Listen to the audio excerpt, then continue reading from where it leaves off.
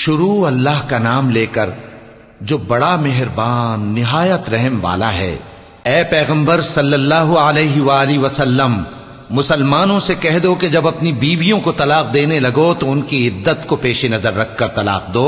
اور عدت کا شمار رکھو، اور اللہ سے جو تمہارا پروردگار ہے ڈرو۔ نہ تو تم ہی ان کو ایام عدت میں ان کے گھروں سے نکالو اور نہ وہ خود ہی نکلیں، ہاں اگر وہ کھلی بے حیائی کریں تو اور بات ہے،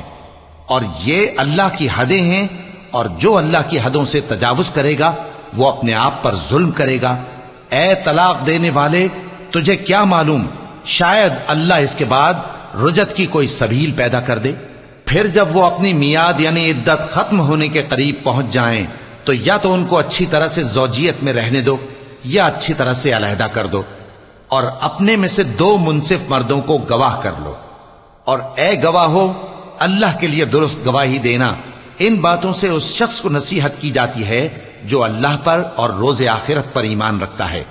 اور جو کوئی اللہ سے ڈرے گا وہ اس کے لیے رنج و غم سے نجات کی صورت پیدا کر دے گا، اور اس کو ایسی جگہ سے رزق دے گا جہاں سے اس کو وہم و گمان بھی نہ ہو، اور جو اللہ پر بھروسہ رکھے گا تو وہ اس کے لیے کافی ہوگا۔ اللہ اپنے کام کو جو وہ کرنا چاہتا ہے پورا کر دیتا ہے۔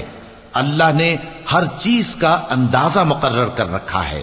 اور تمہاری طلاق والی بیویاں جو حیض سے نا امید ہو چکی ہوں، اگر تم کو ان کی عدت کے بارے میں شبہ ہو تو ان کی عدت 3 مہینے ہے، اور جن کو ابھی حیض نہیں آنے لگا ان کی عدت بھی یہی ہے۔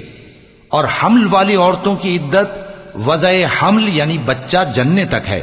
اور جو اللہ سے ڈرے گا اللہ اس کے کام میں سہولت پیدا کر دے گا۔ یہ اللہ کا حکم ہے جو اس نے تم پر نازل کیا ہے، اور جو اللہ سے ڈرے گا وہ اس سے اس کے گناہ دور کر دے گا اور اسے اجر عظیم بخشے گا۔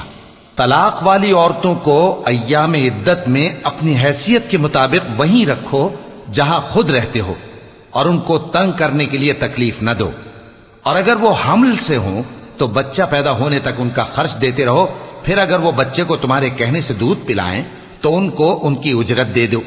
اور بچے کے بارے میں پسندیدہ طریق سے موافقت رکھو، اور اگر باہم ضد اور نا اتفاقی کرو گے تو بچے کو اس کے باپ کے کہنے سے کوئی اور عورت دودھ پلائے گی۔ صاحب وسعت کو اپنی وسعت کے مطابق خرچ کرنا چاہیے، اور جس کے رزق میں تنگی ہو جتنا اللہ نے اس کو دیا ہے وہ اس کے موافق خرچ کرے۔ اللہ کسی کو زیر بار نہیں کرتا مگر اسی کے لحاظ سے جتنا اس کو دیا ہے، اور اللہ ان قریب تنگی کے بعد آسانی کر دے گا۔ اور بہت سی بستیوں کے رہنے والوں نے اپنے پروردگار اور اس کے پیغمبروں کے احکام سے سرکشی کی